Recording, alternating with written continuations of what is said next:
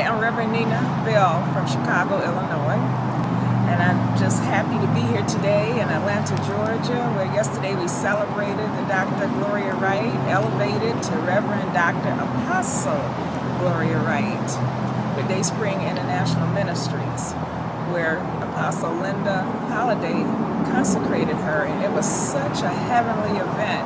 It was simply glorious. I've never seen anything such as, and it was so inspiring. Well, we just used the oil, the shofar.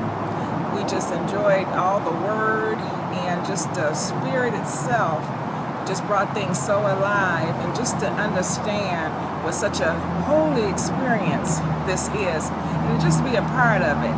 I just enjoyed every moment, and just being here to receive the word from Dr. Gloria today, Apostle Gloria.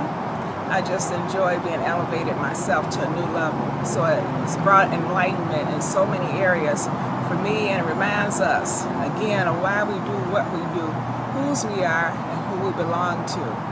Again, we're living for the kingdom, but kingdom building, and it reminds us also we live for the sake of others, not for ourselves, but for the sake of others. And for that, I said, to God be the glory. Amen.